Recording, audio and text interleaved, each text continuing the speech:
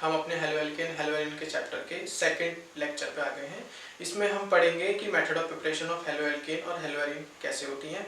इससे पहले हम बेसिक हेलो एल्केन और हेलो एरीन की क्लासिफिकेशन क्या होती है, क्या इनका बेसिक नोमेनक्लेचर होता है, हमने उसमें प्रायोरिटी वाइज सब बात कर चुके हैं। इनकी bond length, bond dissociation energy और डायपोल मोमेंट, इस बारे में हम बात कर चुके हैं। और sp2 कार्बन और sp3 कार्बन से किस तरीके से हमारे हेलोजन्स अटैच होते हैं ये भी हम देख चुके हैं। तो आइए अपना आगे से शुरू करते हैं टॉपिक। और इसमें हमारे पास है method of preparation of halo alkane. मैंने इसमें सबसे पहले क्लासिफिकेशन वाइज में आपको सब चीज़ें बताऊंगा। सबसे पहले है हमारे पास में फ्रॉम अल्कोहल। अल्कोहल से किस तरीके से हमारे पास मेथड ऑफ प्रिपरेशन होती है उसे ध्यान से समझ लेते हैं जल्दी से। देखिए ध्यान से, सबसे पहले जो मैंने यहाँ पे R लिखा है आप सभी को पता होगा, R is your alkyl group. Alkyl में हमारे पास आते हैं methyl, ethyl, propyl and so on. या आइसोमेरिक फॉर्म में भी हो सकते हैं, that is isopropyl, isobutyl, tertiary butyl and so on. ठीक है, ये हमारे पास R है। जब इसकी रिएक्शन कंसंट्रेटेड HCl और ZnCl2 के साथ होती है, अभी बेसिकली है क्या तो मैंने यहाँ पे लिखा है आपके लिए, ये लुकास रिएजेंट होता है। लुकास रिएजेंट क्या होता है, जब एनहाइड्रस जिंक क्लोराइड और कंसंट्रेटेड HCl आपस में एज अ रिएजेंट काम करते हैं, इसी रिएजेंट को लुकास रिएजेंट कहते हैं। इस रिएजेंट का काम होता है कि हमें बताएगा कि अल्कोहलिक कार्बन पर जो भी हेलोजन है, बेसिकली क्लोरीन, कितनी फास्ट तरीके से आकर के अटैक करेगा। मतलब अगर ये हमारे पास R 3 डिग्री का होगा तो 3 डिग्री का होने की वजह से HCl का क्या होगा, ये हमारे पास होगा ROH और HCl में हमारे पास होता है दिस। तो ये जो लोन पेयर होता है ये जाता है हाइड्रोजन के पास और यहाँ से क्लोरीन बाहर निकल जाता है, क्लोराइड माइनस बन के, और यहाँ बन जाता है OH2+। ये बन जाएगा आपके पास में ROH2+, और क्लोरीन माइनस आपके पास अलग हो जाएगा। अब होगा क्या, ये OH2+ भी बाहर निकल जाएगा। जैसे ही OH2+ बाहर निकलेगा तो यहाँ पे बचेगा क्या, सिर्फ R+ बचेगा। तो R+ में हम बात कर चुके हैं हाइपर कंजुगेशन में कि R+ मतलब जो 3 डिग्री कार्बोकैटायन होते हैं हमारे पास वो सबसे ज्यादा स्टेबल होते हैं, then 2 degree and then 1 degree. Primary, secondary and tertiary के बारे में हमने बातें की थी उस समय। तो यहीं पे वही चीज है कि जितना ज्यादा ये आपके R की डिग्री होगी तो उतना ज्यादा हाइपर कंजुगेशन से कार्बोकैटायन स्टेबल होगा और उतनी ज्यादा आपकी रिएक्शन मोर एफिशिएंटली होगी। यही हमें लुकास रिएजेंट बताता है। ठीक है, तो होगा क्या इसमें, बेसिकली अब आपने देख लिया, इसी R+ पे ये क्लोरीन माइनस जाके अटैक कर देगा और आपके पास बन जाएगा RCl। बस यही चीज आपको समझनी थी। बस अब आप इसमें एक चीज ध्यान रखिए, क्योंकि आपको पता है कि 3 डिग्री का कार्बोकैटायन बहुत ज्यादा स्टेबल होता है, तो उसकी वजह से उसको जिंक क्लोराइड जो हमारे पास एज अ कैटलिस्ट है, तो जिंक क्लोराइड की जरूरत नहीं पड़ती। कब, जब 3 डिग्री हमारे पास अल्कोहल होगा। तो ये बात आप ध्यान रखेंगे स्टार लगा करके कि जो आपके पास 3 डिग्री अल्कोहल्स होते हैं वो सिर्फ कंसंट्रेटेड HCl के साथ ही रिएक्शन दे देते हैं, 3 डिग्री क्लोराइड बन जाता है, 3 डिग्री क्लोराइड बन जाएगा। बस यह बात ध्यान रखेंगे, इसमें आपको जिंक क्लोराइड की जरूरत नहीं पड़ेगी। तो और एक चीज और ध्यान रखिए, आपसे अगर पूछने सवाल में कि जिंक क्लोराइड का रोल क्या है, तो जिंक क्लोराइड का रोल होता है it acts as a Lewis acid. किस तरीके से बिहेव करता है, लुईस एसिड की तरह बिहेव करता है। ठीक है, हम अपने नेक्स्ट सेक्शन की तरफ चले। आई होप ये आप समझ गए होंगे। ठीक है, अगर आपको 3 डिग्री का एग्जांपल समझना है तो 3 डिग्री कुछ इस तरीके से दिखता है।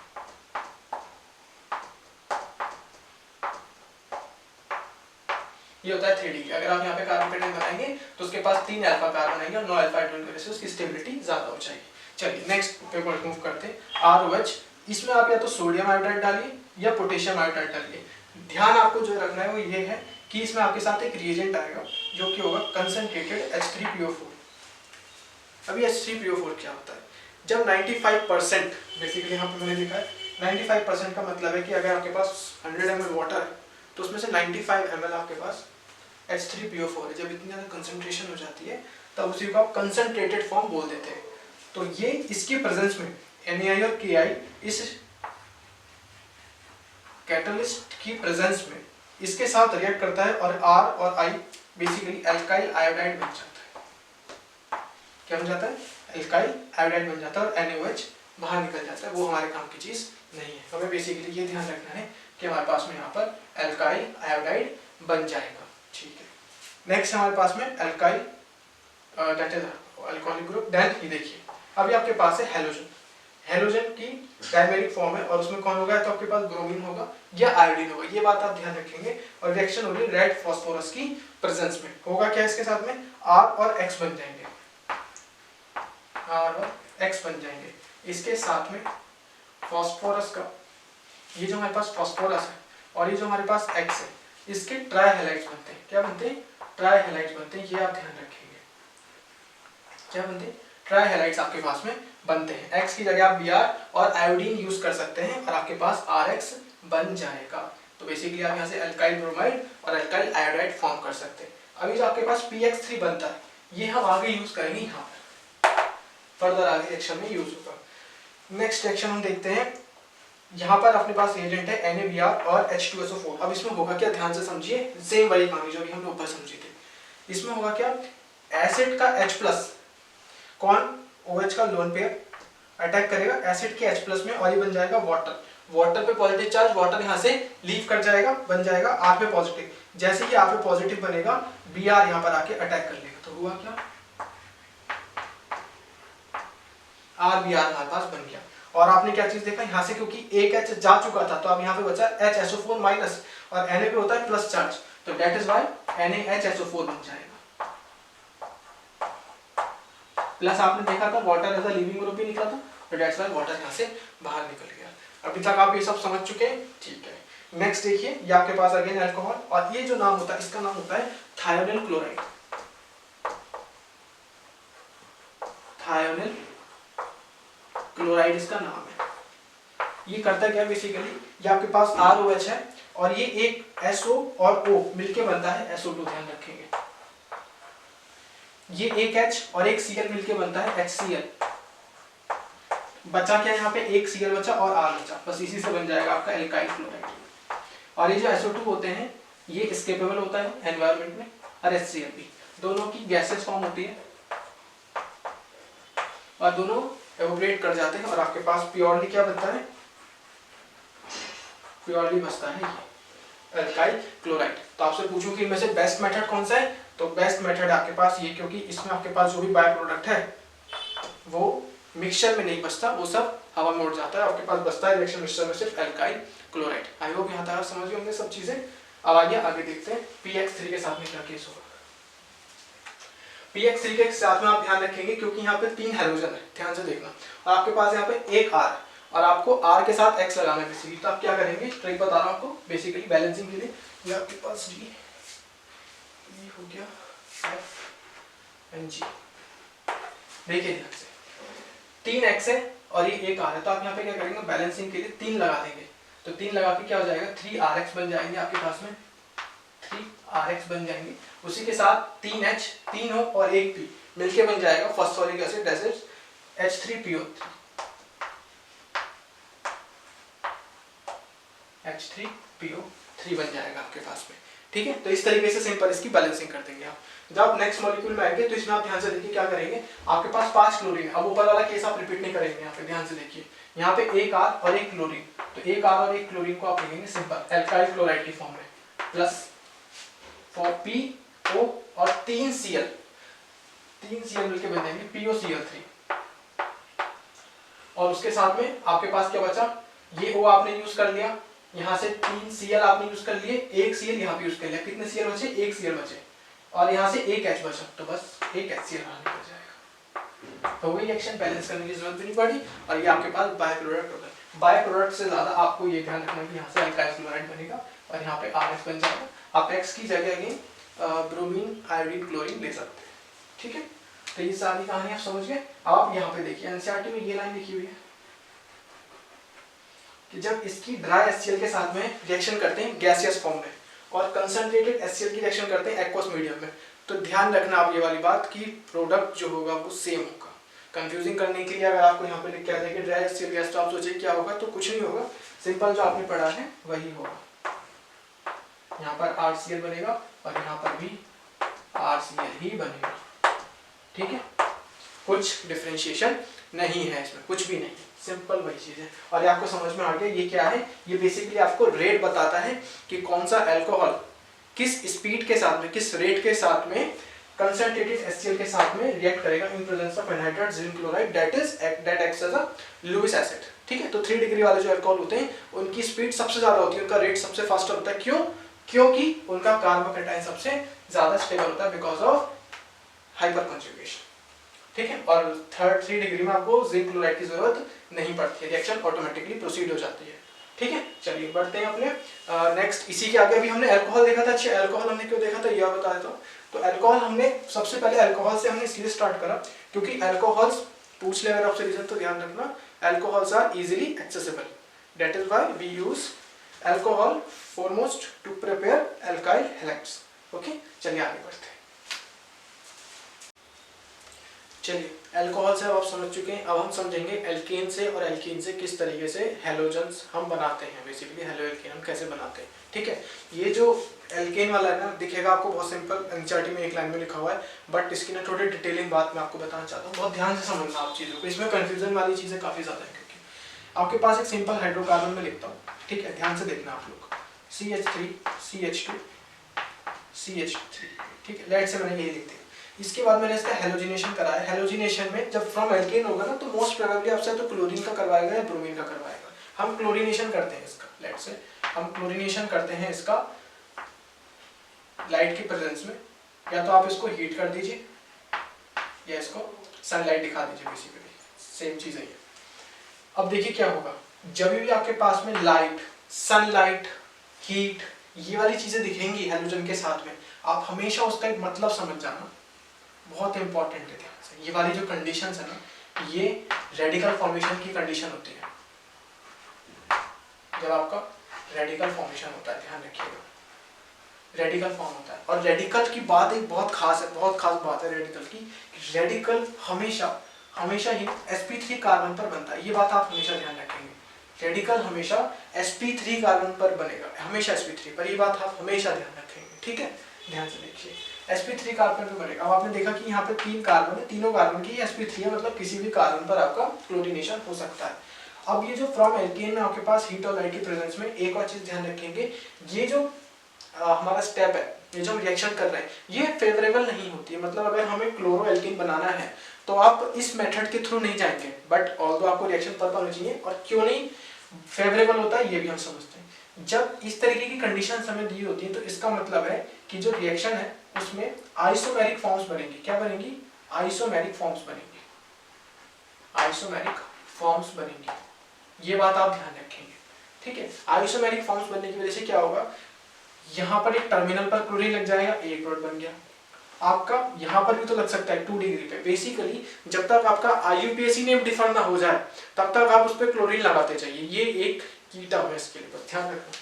तो अगर आपने यहाँ पर, ये आप बात समझ गए, एक तो रेडिकल फॉर्म होगा और वो हमेशा कहाँ पे बनेगा, sp3 पर बनेगा। और फेवरेबल क्यों नहीं होता, बिकॉज इसकी आइसोमेरिक फॉर्म्स बनती हैं, 1 क्लोरोप्रोपेन बनेगा, 2 क्लोरोप्रोपेन बनेगा, जिसकी वजह से इनको डिफरेंशिएट करना, इनको सेपरेट करना, इनको आइसोलेट करना क्या हो जाता है, डिफिकल्ट हो जाता है। और जिस वजह से, और जब मल्टीपल फॉर्म्स बनती है आइसोमेरिक की, तो उनकी कंसंट्रेशन भी बहुत लो होती है। तो यही आपको लिखना है अगर क्वेश्चन में आएगा कि हेलो एल्केन की प्रिपरेशन एल्केन्स के थ्रू क्यों नहीं करते, इन presence of heat, sunlight, chlorination क्यों नहीं करते, तो उसका आंसर ये आ जाएगा। ठीक है, चलिए अब इसमें होगा क्या ये समझ लेते हैं।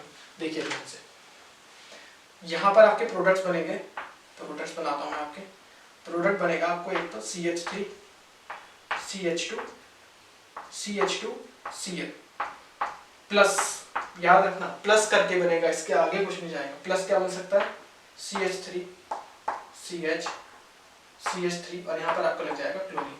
तो ये आपका क्या बन गया, ये आपका बन गया सिंपल 1 क्लोरो प्रोपेन।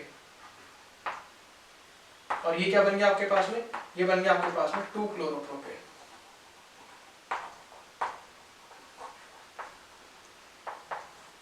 ठीक है, तो ये जो हमारे पास बने तो इनकी कंसंट्रेशन बराबर होगी या बहुत कम होगी। दूसरी चीज, इनको सेपरेट करना बहुत ज्यादा मुश्किल है, आइसोमेरिक फॉर्म्स बनती है। ये तो मैंने आपको सबसे छोटा वाला मॉलिक्यूल लेकर के दिखाया है, ऐसे में ब्यूटेन भी ले सकता हूँ, पेंटेन भी ले सकता हूँ, साइक्लिक भी ले सकता हूँ। तो आप सोचिए उसमें कितने ज्यादा बनेंगे। बट आपको बात जो ध्यान रखनी है वो सिर्फ ये है कि जो आपका रेडिकल बनेगा वो सिर्फ और सिर्फ sp3 कार्बन पर ही बनेगा। ये बात आपको बहुत अच्छे से ध्यान रखनी है। एक क्वेश्चन आपका एनसीईआरटी में दे रखा है, वो कराता हूँ, उसके थ्रू आप समझ जाएंगे। जैसे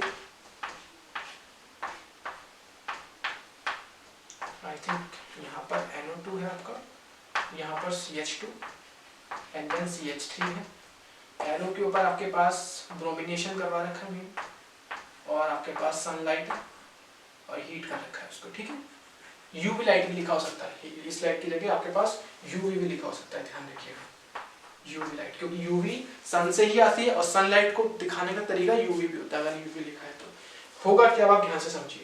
आपने पता ये सारी कंडीशंस कौन फॉलो कर रहा है, ये बेसिकली रेडिकल फॉर्मेशन की कंडीशंस हैं सारी, और रेडिकल फॉर्मेशन होगा sp3 पे। अब आप कंफ्यूज होंगे कि यहाँ पर लगेगा, इस तरफ लगेगा, यहाँ पर, यहाँ पर, यहाँ पर, यहाँ पर, यहाँ पर, कितनी सारी पोजीशंस हैं ना आपके पास में। बट ध्यान रखिए ब्रोमिनेशन आपका कहाँ पर होगा, बेसिकली रेडिकल आपका कहाँ फॉर्म होगा वहां समझ लेते हैं। सबसे पहले तो sp3 पर फॉर्म होगा। अब आपको पता है बेंजीन के सारे कार्बन कैसे होते हैं, sp2 होते हैं, ठीक है। तो आपके पास ये कार्बन बचा और ये कार्बन बचा, क्योंकि इनके पास लोन पेयर तो होता नहीं है, लोन पेयर नहीं होता तो प्योरली कार्बन क्या है, दोनों sp3 फॉर्म में। अब sp3 ये भी है, sp3 ये भी है, तो आप कंडीशन देखिए क्या होगा, बहुत ध्यान से समझना आप बातों को।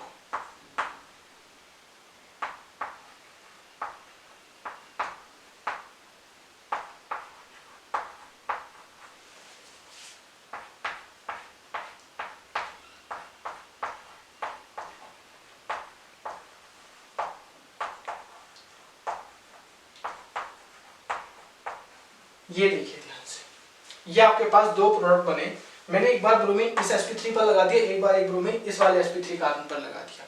डिफरेंशिएट क्या है इसमें, ये वाला जो कार्बन है बेसिकली दिस कार्बन, अगर मैं इसके ऊपर रेडिकल बनाऊंगा, ध्यान रखिए कुछ टाइम के लिए रेडिकल बनाता हूं, और रेडिकल किस तरीके से बिहेव करता है, रेडिकल बिहेव करता है sp2 कार्बन की तरह। याद रखिए रेडिकल, हमने जो कार्बोकेटाइन पढ़ा था ना, जो कार्बोकेटाइन वाली कहानी थी, वही सेम कहानी किसकी तरह होती है, रेडिकल की भी होती है, सेम कहानी है रेडिकल की होती है। अगर ये कार्बन पर रेडिकल बन गया और रेडिकल कार्बन के नेक्स्ट वाला कार्बन sp2 है, ये कार्बन कैसा है, ये कार्बन है sp2, तो ये रेडिकल क्या करेगा, रेजोनेंस में इन्वॉल्व हो जाएगा, जिस वजह से एक तो ये 2 डिग्री हो गया, क्योंकि यहाँ भी कार्बन है, यहाँ भी कार्बन है, 2 डिग्री के साथ साथ रेजोनेंस में भी एक्टिव हो गया, रेजोनेंस में भी पार्टिसिपेट कर रहा है, जिस वजह से ये वाला रेडिकल की फॉर्मेशन ज्यादा फेवरेबल होगी, जिस वजह से जो आपका ये वाला कंपाउंड बनेगा 95 to 97% आपका यही कंपाउंड बनेगा मेजर फॉर्म में, ठीक है। 95% में यही बनेगा, क्योंकि रेडिकल यहाँ फॉर्मेशन ज्यादा फेवरेबल है, और यही रेडिकल बनेगा तो ब्रोमीन रेडिकल भी यहीं पर आकर लग जाएगा। उल्टा यहाँ पर क्या होगा, कुछ फॉर्म्स ऑब्वियसली इसकी भी बनेंगी बट बहुत माइनर बनेंगी, तो हमारे लिए जरूरी नहीं है। आप एग्जाम में ऑब्वियसली लिखेंगे तो वो ज्यादा अच्छा भी लगेगा देखने में, बट इंपॉर्टेंट नहीं है। मेजर प्रोडक्ट अगर आपसे पूछा जाएगा या ओनली प्रोडक्ट पूछा जाएगा, तो आपको अगर एक ही लिखना है तो आप सिर्फ यही प्रोडक्ट के बारे में लिखेंगे। आई होप आप समझ गए होंगे कि एल्केन्स के थ्रू, अब देखिए यहाँ पे आप कहेंगे एल्केन तो कहीं था नहीं, बट क्योंकि एल्केन का कॉन्सेप्ट यहाँ भी लग गया, तभी मैं आपसे कह रहा था ये टॉपिक जो है आपको लगेगा कि एल्केन के लिए, बट ये कहीं भी लग जाता है जहां पर भी sp3 कार्बन होगा। ये बात आप बहुत अच्छे से ध्यान रखेंगे, ठीक है। ओके, अब आ जाते हैं हमने फ्रॉम एल्कीन्स वाले केस पे। एल्कीन वाला केस क्या होता है, ध्यान से समझिए, इसमें भी काफी चीजें हैं बहुत ज्यादा समझने के लिए, ध्यान से देखना आप लोग।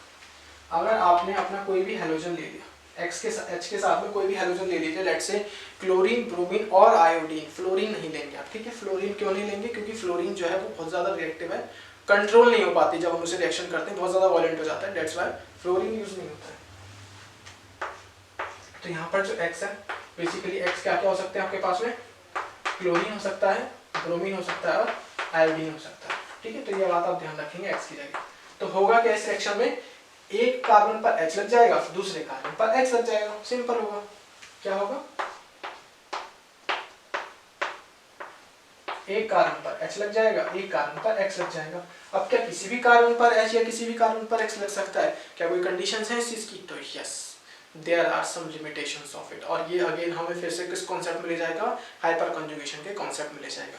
ध्यान से समझते हैं, एक इजी क्वेश्चन से आपको समझाता हूँ, ध्यान से समझना आप बातों को।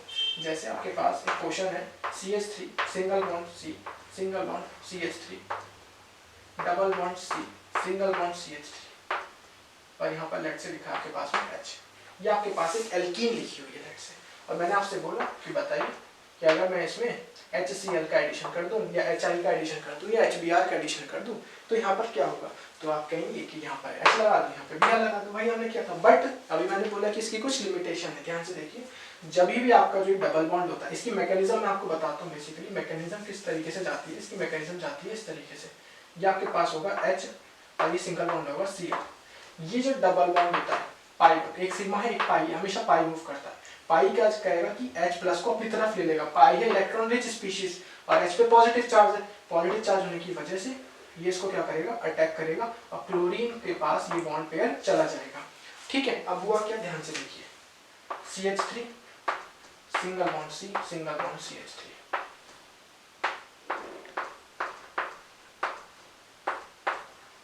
डबल बॉन्ड यहाँ से जा चुका है, कहाँ जा चुका है, H के पास जा चुका है। अब डबल बॉन्ड गया है H के पास, तो या तो इस कार्बन पे लगेगा या इस कार्बन पे लगेगा, क्योंकि H अपने साथ पॉजिटिव चार्ज लेकर के आ रहा है। अगर हाइड्रोजन इस कार्बन पर लगा तो पॉजिटिव इस पर आ जाएगा, अगर हाइड्रोजन इस कार्बन पर लगा तो पॉजिटिव इस कार्बन पर आ जाएगा। मतलब क्या है कि पॉजिटिव चार्ज फिर से हमारी कहानी में आ गया, और पॉजिटिव चार्ज की स्टेबिलिटी हमें कौन बताएगा, अगेन हाइपर कंजुगेशन बताएगा। अब आप इतना तो समझदार हो चुके हैं कि अगर पॉजिटिव चार्ज यहाँ पर आया तो उसको कितने अल्फा कार्बन मिलेंगे, 1, 2 और 3। अगर यहाँ पर मिला, यहाँ पर पॉजिटिव आया तो कितने अल्फा मिलेंगे, 1 और सिर्फ 2, और इस दूसरे पे तो कोई अल्फा हाइड्रोजन है भी नहीं। तो अब आप समझ चुके हैं कि हमेशा ज्यादा डिग्री, ज्यादा सब्स्टिट्यूटेड वाले कार्बन पर अगर आप पॉजिटिव चार्ज लगा देंगे तो बचा हुआ हाइड्रोजन कहाँ पर आ गया, यहाँ पर आ गया।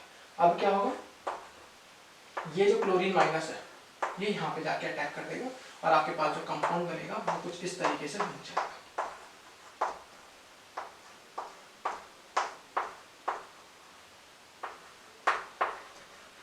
ये देखिए, क्या है, आपको बात समझ में आई किस तरीके से आपका एल्कीन का एडिशन होता है। इसी रूल को मार्कोनिकॉफ एडिशन कहते हैं। क्या कहते हैं, मार्कोनिकॉफ एडिशन कहते हैं। ठीक है, इसी एडिशन को क्या कहते हैं,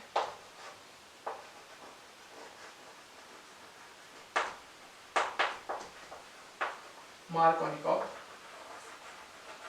एडिशन कहते हैं। तो मार्कोनिकॉफ एडिशन हमें क्या बताता है, बेसिकली कार्बोकेटाइन की स्टेबिलिटी हमको बताता है और किस तरीके से आपका हेलोजन एसिड्स अटैक करते हैं एल्कीन पर, ये आपको समझाता है। एल्कीन का एक और केस है, आइए वो और समझ लेते हैं हम, या फिर नीचे ही कर लेता हूं। जब आपकी रिएक्शन लेट से ब्रोमीन के साथ में होगी CCl4 के प्रेजेंस में, तो आपके पास क्या होगा, जो एल्कीन के डबल बॉन्ड है ना ये वाले, तो यहाँ पर क्या होगा, सिंगल बॉन्ड में टूटेगा और यहाँ पर दोनों जगह ब्रोमीन लग जाएगी। ब्रोमीन लगने की वजह से क्या होगा, ध्यान रखिएगा, जो ब्रोमीन का ओरिजिनल कलर होता है वो क्या होता है, ब्रोमीन का ओरिजिनल कलर होता है रेडिश ब्राउन। क्या होता है, reddish brown, reddish brown. But जैसे ही ब्रोमीन का बॉन्ड टूट जाता है वो यहाँ पे क्या हो जाता है, डीकलराइज हो जाता है। तो ये अनसैचुरेशन को टेस्ट करने के लिए भी काम आता है। ब्रोमीन को CCl4 सॉल्वेंट के प्रेजेंस में यूज करते हैं, और क्लोरीन का डबल बॉन्ड जो आपका Br2 है, इसमें जो सिंगल बॉन्डेड है रेडिश ब्राउन कलर का होता है, तो ये ब्रेक कर जाएगा बॉन्ड, और जैसे ब्रेक करेगा तो अपना कलर भी लॉस करेगा। कलर लॉस करेगा तो क्या बन जाएगा, डीकलराइज हो जाएगा ये सॉल्यूशन। तो इस तरीके से हम अनसैचुरेशन को भी टेस्ट करते हैं with the help of bromine. तो ये ध्यान रखिएगा, रेडिश ब्राउन कलर, और ये फाइनल सॉल्यूशन हो जाएगा कलरलेस। तो हमें डिटेक्ट हो जाएगा कि यहाँ पर डबल बॉन्ड था, क्योंकि डबल बॉन्ड था तभी Br2 ने रिएक्ट करा है। ठीक है, ये बात आप समझ गए। और एक चीज और ध्यान से देखिए, आपने यहाँ पर हमने क्या लिखा है, CCl4 लिखा है। CCl4 का मतलब है कि sp2 कार्बन पर जाकर बॉन्ड बनेगा। जिस तरीके से हमने यहाँ पर Hnu heat light UV light लिखा था, ये सब हमें क्या बताई थी कि रेडिकल फॉर्मेशन होगी sp3 पर। उसी तरह जब CCl4 लगता है तो ये हमें बताता है कि जो आपका हेलोजन लगेगा वो लगेगा sp2 कार्बन पर। आई होप यहाँ तक आप सब बातें समझ गए होंगे। अब हम अपना शुरू करेंगे एरोमेटिक हैलाइड्स किस तरीके से बनते हैं, दैट इज हेलो एलीन्स। अभी तक हम हेलो एल्केन्स के बारे में बात कर रहे थे, अब हेलो एलीन्स के बारे में बातें करेंगे। उससे पहले दो नेम रिएक्शन और करा देता हूँ आपको, एक स्वार्ट्ज रिएक्शन और एक फिंकलस्टाइन रिएक्शन। ठीक है, ये उस पर और बातें कर लेते हैं। चलिए ठीक, अब हम नेमिंग रिएक्शन शुरू करेंगे अपनी, और उसमें हमारे पास सबसे पहली आएगी स्वार्ट्ज रिएक्शन। स्वार्ट्ज रिएक्शन में आप देखेंगे, अभी तक आपने देखा होगा कि हम फ्लोरीन को तो ज़्यादा इन्वॉल्वमेंट ही नहीं कर रहे, और अगर मुझको फ्लोरोएल्कीन्स बनाने हुए तो हम किस तरीके से बनाएंगे वो समझ लेते हैं। तो वो हमें बताता है बेसिकली स्वार्ट्ज रिएक्शन। तो स्वार्ट्ज रिएक्शन में हम फ्लोरोएल्कीन्स बनाएंगे, किस तरीके से बनाएंगे ये समझ लेते हैं। देखिए ध्यान से, आपके पास कोई भी अल्काइल होगा, उस अल्काइल के साथ में आपने लेट से हैलाइड ले लिया। अब ये X मोस्ट प्रोबेबली या तो Br होगा, क्लोरीन होगा या आयोडीन होगा। इसकी रिएक्शन आप किसके साथ करेंगे, किसी मेटल फ्लोराइड के साथ में करेंगे। क्या करेंगे, मेटल फ्लोराइड के साथ में करेंगे। मेटल फ्लोराइड के केस में करें। अब मेटल फ्लोराइड आपके पास कौन कौन हो सकता है ये आप देख लीजिए। मेटल फ्लोराइड की जगह आप क्या क्या लिख सकते हैं, आप इसकी जगह लिख सकते हैं AgF सिल्वर फ्लोराइड, आप इसकी जगह लिख सकते हैं मर्क्यूरस फ्लोराइड Hg2F2, या फिर आप लिख सकते हैं कोबाल्ट फ्लोराइड, ठीक है, या तो आप ये लिख सकते हैं। तो आपके पास Ag हो गया और आपका मरकरी हो गया, कोबाल्ट हो गया, या फिर आप लिख सकते हैं एंटीमनी का, ठीक है। ये आपके पास फ्लोराइड्स होते हैं बेसिकली। आप इनमें से कोई सा भी रिएजेंट लिख लीजिए, सारे ही सारे ही फ्लोरिनेटिंग एजेंट हैं जो एल्काइल हैलाइड के साथ मिलकर के फ्लोराइड बनाएंगे। आपने लेट से AgF लिख लिया, तो AgF के साथ आपने रिएक्शन किस तरीके से होगी, ये होगी RX plus AgF giving alkyl fluoride that is fluoroalkane plus AgX। अगर आपके पास में यहाँ पे इसे रिएक्शन की फॉर्म में दिखाऊं तो आप इसे रिएक्शन की फॉर्म में देख सकते हैं। लेट से ये है आपका C2H5Br प्लस ये है आपका AgF, यहाँ पर आपका बनेगा C2H5F प्लस AgBr बाहर निकल जाएगा, और ये जो C2H5F बना है इसी को हम बोलेंगे फ्लोरो इथेन, और ये आपका बन गया ब्रोमो इथेन से फ्लोरो इथेन का आपका। बेसिकली ये जो स्वार्ट्ज रिएक्शन है ये एक तरीके की हेलोजन एक्सचेंज रिएक्शन है, it is called halogen exchange, halogen exchange, ठीक है, इसे सही से लिख देते हैं halogen exchange.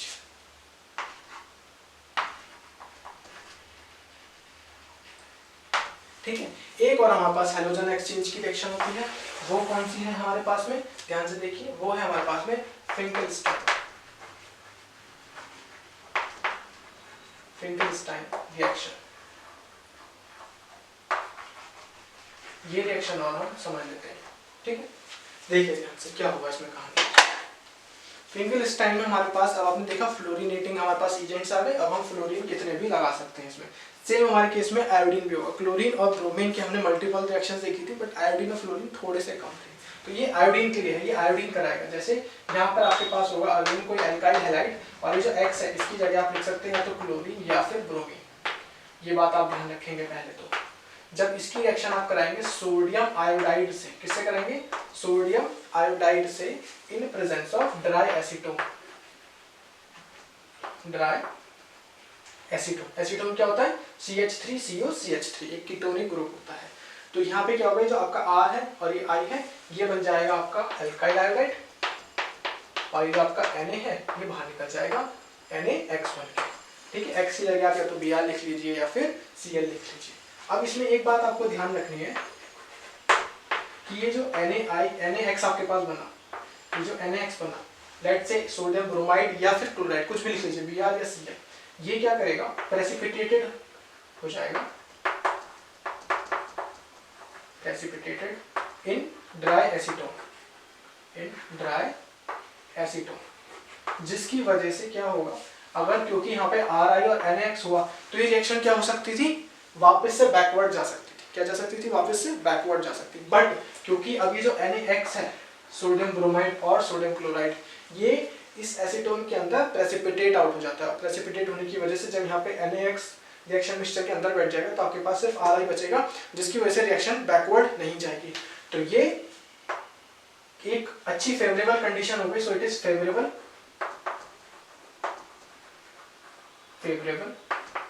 For forward reaction. तो रिएक्शन क्या होगी, सिर्फ फॉरवर्ड ही जाएगी। अकॉर्डिंग टू, ये किसने बताई थी वाली बात, अकॉर्डिंग टू, ये फॉरवर्ड बैकवर्ड बातें जब भी हम करते हैं तो इक्विलिब्रियम में एक टर्म है ली चैटलियर प्रिंसिपल, तो उनके अकॉर्डिंग ये सब चीजें होती हैं। तो that is Lee Chatelier principal. Lee Chatelier principal के अकॉर्डिंग जो ये रिएक्शन है वो क्या होगी, फॉरवर्ड ही जाएगी, बैकवर्ड नहीं जाएगी, क्योंकि जो NaX है वो प्रेसिपिटेट हो जाएगा ड्राई एसीटोन के अंदर। तो ये आपके पास दो नेमिंग रिएक्शन थी। अब हमारा हम कह सकते हैं कि हमारा जो हेलो एल्केन है वो कंप्लीटली फिनिश हो गया है, ठीक है। तो आइए हम शुरू करेंगे हेलो एलिन्स के बारे में। चलिए अब हम फिंकलस्टाइन और स्वार्ट्ज को खत्म कर चुके हैं, अब हमारी बारी है हेलोएरिन को खत्म करने की। तो हेलोएरिन में हमारे पास दो बेसिक टॉपिक्स हैं जिनसे हम मेथड ऑफ प्रिपरेशंस को करेंगे, जो कि है पहला है hydrocarbons by ESR. ESR is और इलेक्ट्रोफिलिक सब्स्टिट्यूशन रिएक्शन, कैसे होती है अभी हम समझेंगे। और दूसरा है हमारे पास from amines, basically primary aromatic amines होंगे हमारे पास में, और सैंडमेयर रिएक्शन के थ्रू हम उसको हेलोएरिन्स में कन्वर्ट करेंगे। चलिए शुरू करते हैं। सबसे पहले फ्रॉम हाइड्रोकार्बन। हाइड्रोकार्बन में हमने सबसे पहले आप बेंजीन भी ले सकते हैं, टोल्यून भी ले सकते हैं। ध्यान रखिए मैं बेंजीन और टोल्यून का एग्जांपल क्यों ले रहा हूँ, क्योंकि मैंने यहाँ पर हाइड्रोकार्बन लिखा है और हाइड्रोकार्बन का मतलब होता है हाइड्रोजन प्लस कार्बन। तो मैं कोई ऐसा ही कंपाउंड लूंगा जिसमें बेसिकली हाइड्रोजन और कार्बन ही प्रेजेंट होंगे। तो आपके पास बेंजीन में भी सिर्फ कार्बन और हाइड्रोजन होते हैं, टोल्यून में भी, दैट इज बेंजीन के ऊपर CH3। तो ये आपके पास आएगा कुछ इस तरीके से, ये आपकी बेंजीन और यहाँ पर लेट से मैं लगा दिया CH3, ठीक है। और जब इसको मैं क्या नाम देता हूँ, इसको मैं नाम देता हूँ टोल्यून, ये हमारे पास में टोल्यून। और जब मैं इसकी रिएक्शन लेट से क्लोरीन से करा रहा हूँ, तो क्लोरीन से कराने के लिए मेरे पास हमेशा याद रखिए जब भी मैं ESR कराता हूँ हेलोजिनेशन, तब मुझको मेटल की जरूरत पड़ती है, आयरन, और आयरन की प्रेजेंस में मुझको चाहिए होता है FeCl3। अब ये FeCl3 क्या होता है, तो ध्यान रखिए जैसे लुकास रिएजेंट में जिंक क्लोराइड जो कि आपका एनहाइड्रस था वो एक लुईस एसिड का काम कर रहा था, सिमिलरली यहाँ पर FeCl3 जो कि फेरिक क्लोराइड है एनहाइड्रस फॉर्म में, ये भी लुईस एसिड का काम करेगा। तो यार ध्यान रखिए ये लुईस एसिड ही है हमारे पास में, ओके, लुईस एसिड है। और हमने यहाँ पे क्लोरीन यूज करना है। ध्यान रखिए जब मैं आपकी ये वाली रिएक्शन कर रहा हूँ तो इसमें आप क्लोरीन की जगह ब्रोमीन भी यूज कर सकते हैं, only chlorine and bromine, fluorine use नहीं होगा और आयोडीन यूज नहीं होगा, ठीक है। चलिए तो क्या हो गया आपके पास में रिएक्शन, देखिए ध्यान से, ये आपके पास में बनी, ये आपके पास बेसिक थी टोल्यून। मैं दो बार लिख देता हूँ इस टोल्यून को पहले,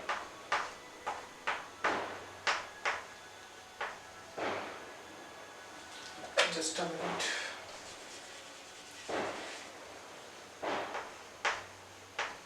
अब देखिए ध्यान से क्या होगा, क्योंकि ये मेरी टोल्यून इस कार्बन पर लगी है, ठीक है, इस कार्बन पर, तो उसके लिए ये कार्बन हो जाएगा ऑर्थो और ये कार्बन हो जाएगा पैरा। नेक्स्ट ये इप्सो, इप्सो के नेक्स्ट ऑर्थो, ऑर्थो पे आके क्या लगेगा, क्लोरीन आकर के लग जाएगा।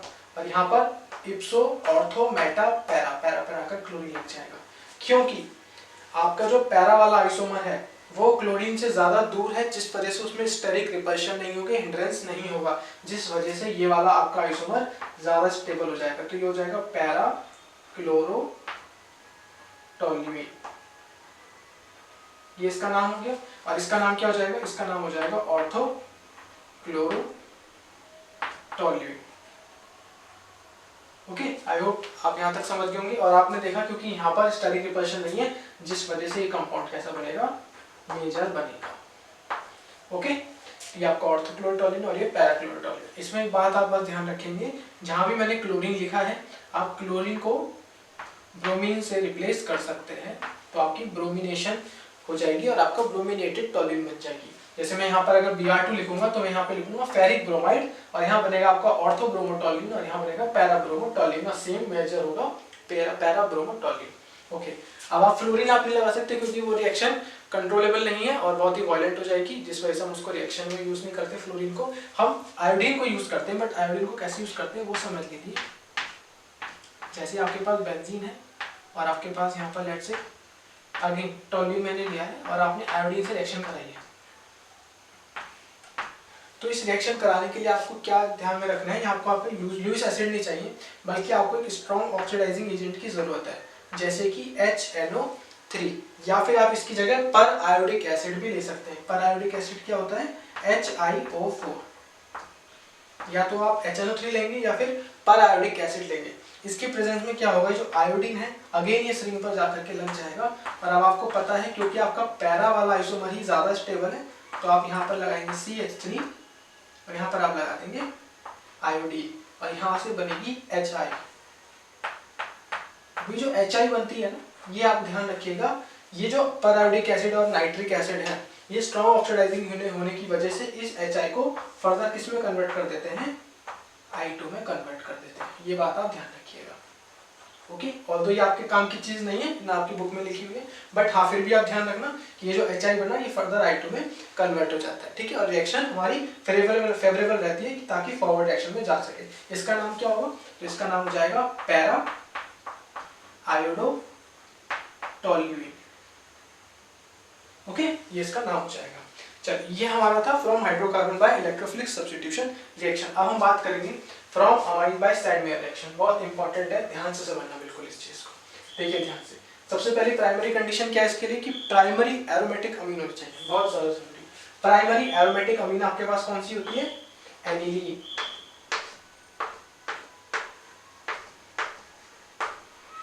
ये क्या होती है, एनिलीन, प्राइमरी एरोमेटिक अमीन, ठीक है। जब इसकी रिएक्शन, ध्यान से देखना आप लोग, इसकी रिएक्शन आप कराएंगे सोडियम नाइट्राइट प्लस HCl। किससे करेंगे, sodium nitrite plus HCl।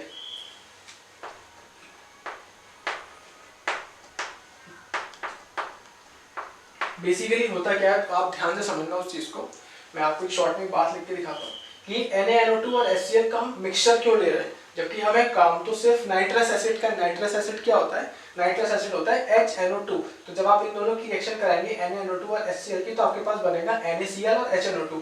HNO2 होता है नाइट्रस एसिड, और नाइट्रस एसिड ही इस प्राइमरी एरोमेटिक अमीन को, दैट इज एनिलीन, इसको बेंजीन डाइज़ोनियम सॉल्ट में कन्वर्ट करेगा। क्योंकि यहाँ पे क्लोरीन है तो क्लोराइड बनेगा, BDC, बेंजीन डाइज़ोनियम क्लोराइड बनेगा। तो मेन रोल किसका होता है, HNO2 का होता है। बट आप ध्यान रखिए, HNO2 अगर आप पहले से बना के रख देंगे तो वो ऑक्सीडाइज हो जाएगा अपनी नाइट्रिक एसिड की फॉर्म में। इस वजह से उसको फ्रेशली प्रिपेयर्ड किया जाता है। सबसे पहले फोरमोस्ट थिंग क्या है कि इसको अलग अलग यूज करेंगे, क्योंकि HNO2 हमें फ्रेशली प्रिपेयर्ड कराना होता है। उसके बाद में जो इसका टेम्परेचर है वो 273 से 278 kelvin, that is 0 to 5 degree centigrade होता है। ये बात आप ध्यान रखेंगे। इसी टेम्परेचर पर ये रिएक्शन प्रोसीड करेगी, और होगा क्या इस रिएक्शन में, जब benzene diazonium chloride effectively HNO2 that is nitrous acid से रिएक्शन करेगा, तो यहाँ पर आपके पास बनेगा N2Cl, और इस नाइट्रोजन के ऊपर पॉजिटिव चार्ज और क्लोरीन के ऊपर माइनस चार्ज आ जाएगा। और इसका नाम क्या होगा, तो इसका नाम होगा, ध्यान रखेंगे, इसका नाम होगा बेंजीन डाइएज़ोनियम क्लोराइड। ठीक है, ये जो मैंने पहली रिएक्शन लिखी है, क्या ये सैंडमेयर रिएक्शन है, तो द आंसर इज नो। ये जो फर्स्ट स्टेप होता है सैंडमेयर का फर्स्ट स्टेप है, और ये आप बना के अभी नहीं रख सकते, ये भी फ्रेशली प्रिपेयर्ड ही करते हैं। तो ये जो फर्स्ट स्टेप होता है इसे बोलते हैं डाइएज़ोटाइजेशन। क्या बोलते हैं इस प्रोसेस को, ये जो हमने पूरा प्रोसेस लिखा, इस प्रोसेस को बोला जाता है डाइएज़ोटाइजेशन। मैं यहाँ पर लिख देता हूँ इस चीज को, डाइएज़ोटाइजेशन।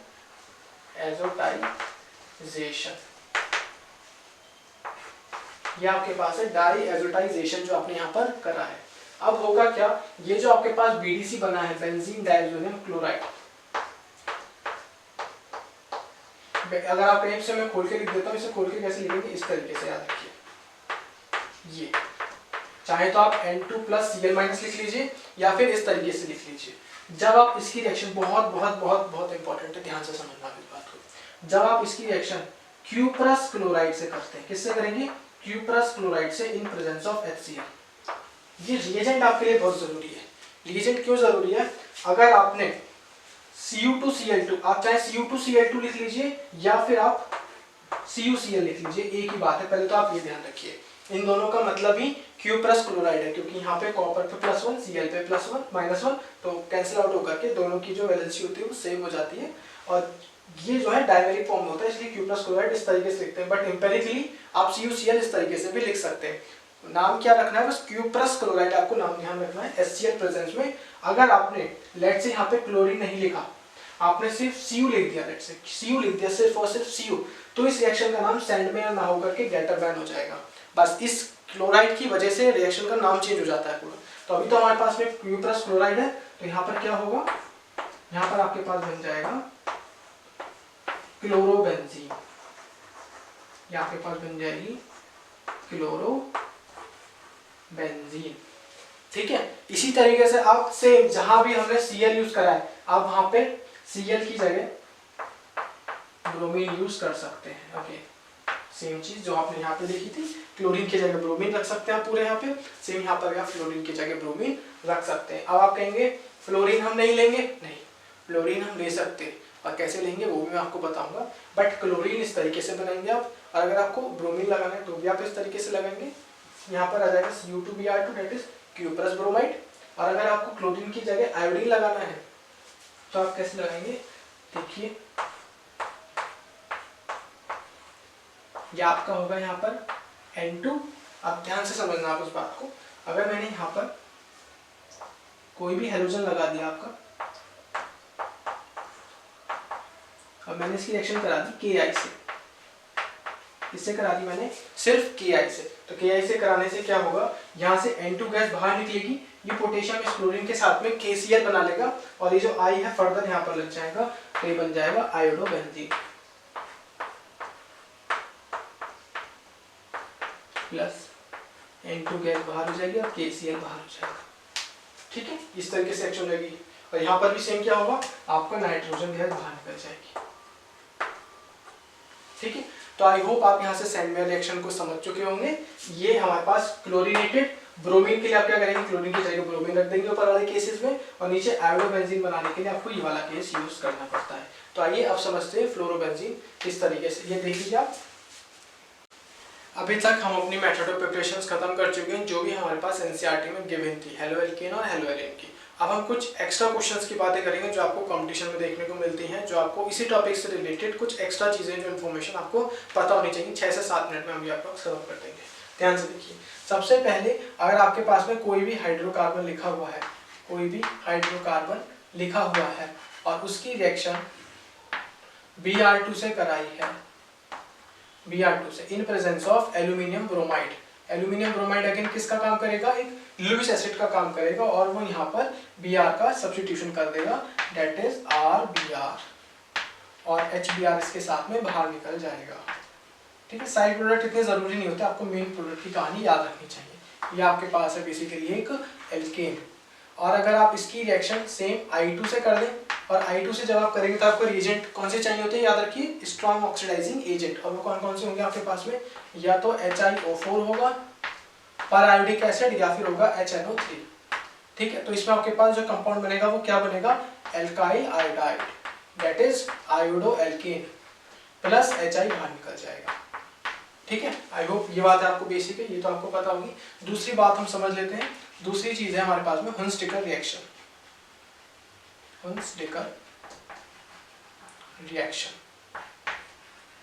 ये समझिए ध्यान से। इसमें क्या होगा, इसमें आपके पास सिल्वर का सॉल्ट होगा कार्बोक्सिलिक एसिड में, जैसे कि ये देखिए RCOOAg।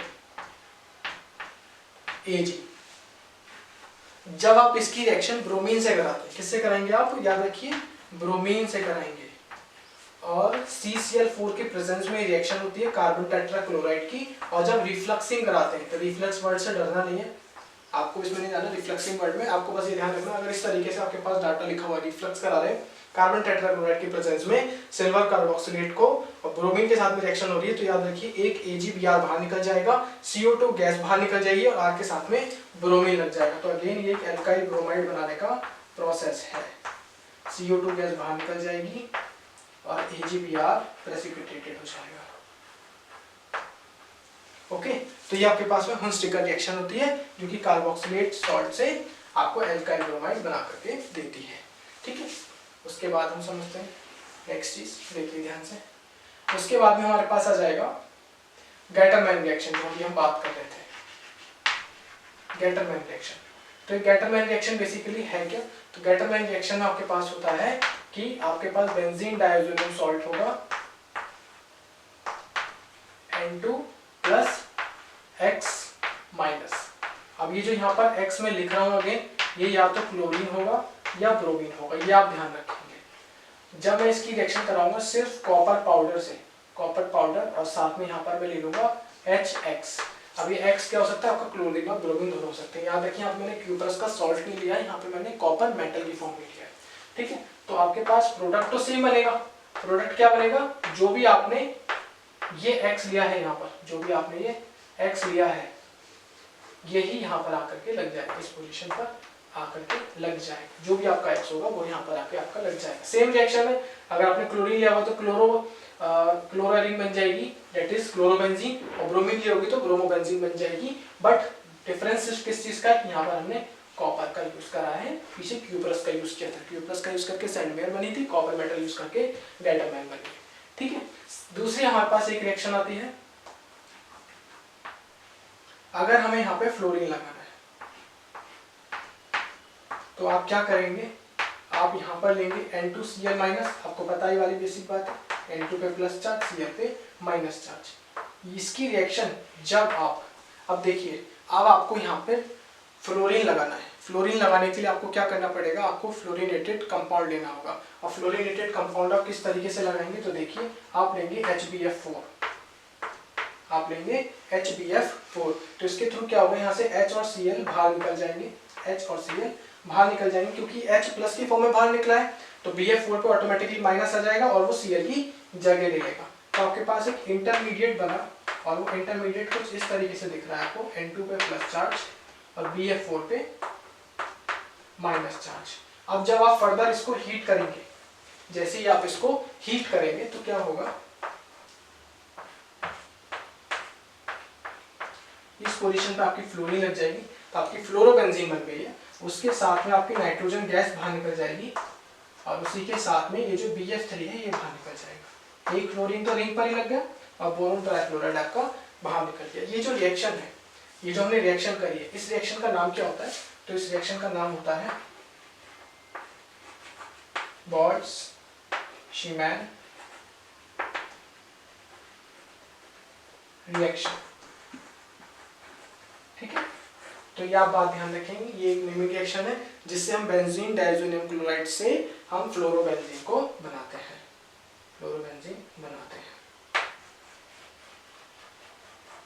ठीक है, तो आप ये बात समझ गए, गेटरमैन समझ गए आप क्या है, बोल्ट्जमैन रिएक्शन समझ गए फ्लोरोबेंजीन बनाने के लिए। यहाँ से आप एल्काइल ब्रोमाइड और अल्काइल आयोडाइड की कलर रिएक्शन भी समझ गए। यहाँ से आप समझ गए कि कार्बोक्सिलेट सॉल्ट होता है तो ब्रोमाइड कैसे लगता है। बस हमारे पास एक लास्ट रिएक्शन बची है, वो समझ लेते हैं। वो है हमारे पास में एंटी मार्कोनिकॉफ एडिशन। वो थोड़ा इंपॉर्टेंट है, उसे ध्यान से समझ लेते हैं, वो बहुत जरूरी है। ध्यान से देखिए इस चीज को,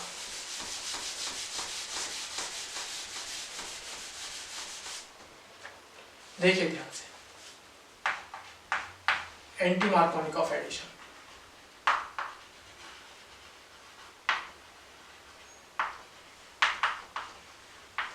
एंटी मार्कोनिकॉफ एडिशन, ये ध्यान से देखिए। एंटी मार्कोनिकॉफ एडिशन देता कौन है, देता कौन है, सबसे जरूरी चीज देता है सिर्फ ब्रोमीन। कौन देगा, सिर्फ ब्रोमीन देगा। ठीक है, तो होता क्या है, इसी इफेक्ट को आप पेरोक्साइड इफेक्ट के नाम से जानते हैं, इसी इफेक्ट को आप खराश इफेक्ट से जानते हैं। ठीक है, पेरोक्साइड इफेक्ट और खराश इफेक्ट इसी के दूसरे नाम है एंटी मार्कोनिकॉफ रूल के। तो होगा क्या, इसमें आपके पास में एक एल्कीन दी हुई होगी, मैं आपको एक एग्जांपल के थ्रू बता देता हूँ। सिंपल मार्कोनिकॉफ का वो है अल्टरनेट है। ठीक है, ध्यान से देखिए, ये आपके पास में 1 ब्यूटीन है, इसमें आपने रिएक्शन कराई HBr से, बट आपने क्या लिया, पीछे जब मार्कोनिकॉफ में आप करते हैं तो आप नीचे कुछ नहीं लिखते उसके, बट आपने यहाँ पर क्या लिख दिया, पेरोक्साइड लिख दिया। क्या लिख दिया, पेरोक्साइड। पेरोक्साइड क्या होता है, peroxide is your nothing but, जब आपका कोई भी एक एल्काइल ग्रुप, कोई भी एरोमेटिक रिंग जब 2 ऑक्सीजन से जुड़ जाएगी इस तरीके से, तो ये आपके पास पेरोक्साइड की फॉर्म होगी। और इसमें क्या होगा, आपके पास ये यहाँ पे ब्रोमीन लगेगा और एक हाइड्रोजन लगेगा। कैसे लगेगा, अगर आप यहाँ पर कार्बोकेटाइन बनाएंगे तो वो ज्यादा स्टेबल होगा, आपको पता है 2 डिग्री का है, बट यहाँ पर क्या होगा, बिल्कुल रिवर्स हो जाएगा, कार्बोकेटाइन वहां बनेगा जहाँ पे लेस स्टेबिलिटी होगी, जहाँ पे लेस स्टेबिलिटी होगी। आपको पता है terminal carbocation are less stable than substituted carbocation, so that is why आपका कार्बोकेटाइन लास्ट टर्मिनल पे बनेगा, जिस वजह से आपका जो ब्रोमीन है वो ब्रोमीन पे माइनस चार्ज होता है, और कार्बोकेटाइन बन रहा है लीस्ट स्टेबल कार्बन पे, लीस्ट स्टेबल कार्बोकेटाइन पे, तो ब्रोमीन टर्मिनल पर जाकर लग जाएगा। तो ये कुछ इस तरीके का आपका कंपाउंड बनेगा। यहाँ पर हाइड्रोजन लग जाएगा आपका आकर के, और यहाँ पर ब्रोमीन लग जाएगा, ये बन गया। तो ये आपके पास इसका नाम हो गया 1 ब्रोमो ब्यूटेन। ठीक है, तो ये आप समझ गए होंगे। अगर आप बताइए मुझे, अगर एग्जाम में आपसे बोला कि ये आपके पास ब्यूटीन है और आपको बनानी है 1 आयोडोब्यूटेन, 1 आयोडोब्यूटेन या 1 क्लोरोब्यूटेन, तो आप क्या करेंगे, यहाँ पे HCl लिख देंगे और पेरोक्साइड इफेक्ट लगा के यहाँ पे Cl लगा देंगे और आपका आंसर गलत हो जाएगा। क्यों गलत हो जाएगा? क्योंकि only HBr gives peroxide effect. ठीक है, तो ये आप बात ध्यान रखेंगे, स्टार लगा करके लिख लेंगे कि only HBr gives peroxide effect. ठीक है, क्यों होता है, किस लिए होता है, मत जाइए उस चीज में, बिल्कुल सिलेबस का पार्ट नहीं है, बिल्कुल उस चीज में नहीं जाना है इनको। बस आपको ये बात ध्यान रखना है कि HBr पेरोक्साइड इफेक्ट की पेरोक्साइड के प्रेजेंस में एंटी मार्कोनिकोव एडिशन देता है। अगर आपको यहाँ पर क्लोरीन या आयोडीन चाहिए तो आप पहले यहाँ पर ब्रोमिनेटेड कंपाउंड बनाएंगे, उसके बाद में आपने आयोडीन लगाने के लिए देखा है कि हम क्या करते हैं, एक रिएक्शन की थी हमने फिंकलस्टाइन और स्वार्ट्ज, तो फिंकलस्टाइन रिएक्शन के थ्रू हम यहाँ पे आयोडीन एक्सचेंज कर सकते हैं। ठीक है, क्लोरीन लगाने के लिए आप सिंपल KCl का यूज कर सकते हैं एक्वस, तो क्योंकि Br एक गुड लिविंग ग्रुप है बड़े साइज की वजह से, तो Br बाहर आ जाएगा, Cl अंदर आ जाएगा, सिंपल एज दैट। ठीक है, तो आप यहाँ पे हेलोजन एक्सचेंज बेसिकली रिएक्शंस कर देंगे, हेलोजन एक्सचेंज रिएक्शन के थ्रू ये ब्रोमीन चला जाएगा और कोई भी कंपाउंड लग जाएगा। हेलोजन ही नहीं, आपको यहाँ पे CN भी लगाने को दे सकता है, वो NO2 लगाने को भी दे सकता है, बट सबसे फोरमोस्ट थिंग क्या है, आपको यहाँ पे ब्रोमिनेटेड कंपाउंड बनाना होगा एंटी मार्कोनिकोव के थ्रू, उसके बाद आप कोई भी ग्रुप जो भी क्वेश्चन आपसे बोला है वो अटैच करेंगे। ठीक है, तो आज का लेक्चर हम यहीं रखते हैं। इसके बाद जो हम नेक्स्ट लेक्चर पढ़ेंगे इसमें हम केमिकल प्रॉपर्टीज स्टार्ट करेंगे, जिसमें हम सबसे फोरमोस्ट इंपॉर्टेंट जो आपके एग्जाम में 100% आपको दिखेगा ही दिखेगा वो है न्यूक्लियोफिलिक सब्स्टिट्यूशन रिएक्शन। तो ठीक है, आप ये पढ़ते जाइए और इसको रिवाइज कीजिए अच्छे से। मिलते हैं नेक्स्ट लेक्चर में, आज के लिए थैंक यू सो मच।